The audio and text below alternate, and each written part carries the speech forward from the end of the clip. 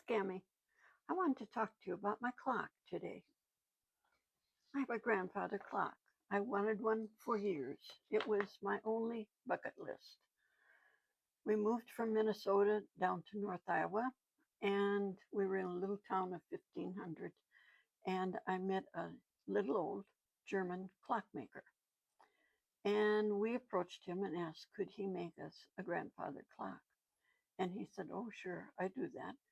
And we went to his basement workshop. He asked me, what type of face on the clock would you like? What kind of chimes? What kind of wood would you like the cabinet to be? So we picked out and made the specifications for the grandfather clock. And he said, it'll be ready in a couple of weeks. I'll call you. His wife came down the stairs to escort us out,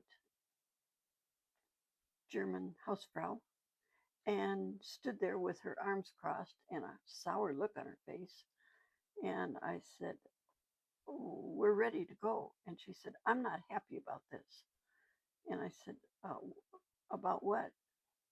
I wanted that clock. He promised me 20 clocks ago that he would make me one, and he keeps selling them. And I still don't have my clock. I'm not happy.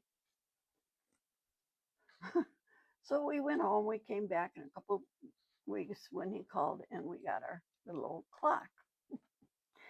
And it has worked perfectly for 50 years. And then I could not get it going one day. It is an 8-day clock with weights, not a key.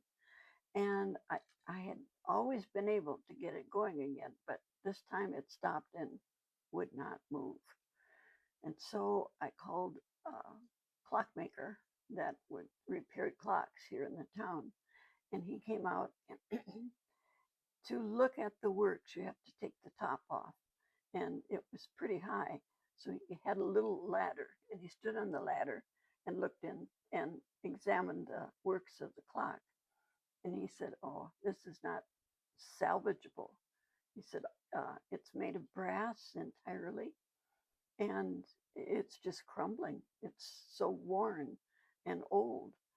And he said, I could give you new works, and you could just put it right in here, or you could just buy a whole new clock.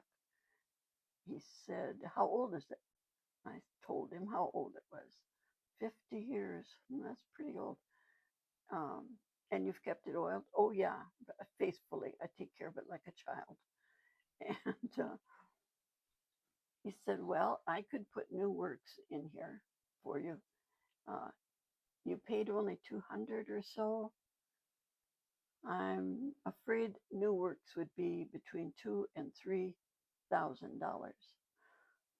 My daughter and I were standing there watching him, and we said, oh, don't have that kind of money. And so he was putting the clock back together, still on the little ladder. And my daughter and I were standing there, and she said, well, what do you want to do, Mom? And I said, I don't know. I won't be around too much longer. The problem's going to be yours. What are you going to do? Well, she said, I was thinking it'd be a perfect place to put your ashes. I think that's what we'll do with it. We were very serious when we were saying this, and the clockmaker, had his back to us. He laughed so hard we thought he was going to fall off the ladder. Of course, we were all kidding, but that was a new one for him. It made me think about, everybody has a clock today. You carry a clock in your pocket with your iPhone. You wear a wristwatch, maybe. Some people still do. You have a clock in every room, an alarm clock, a clock on the oven. Just have clocks everywhere. But that was my only clock that I really wanted all those years ago. And I got it, and I love it. I'm still looking at it every day. What's on your bucket list?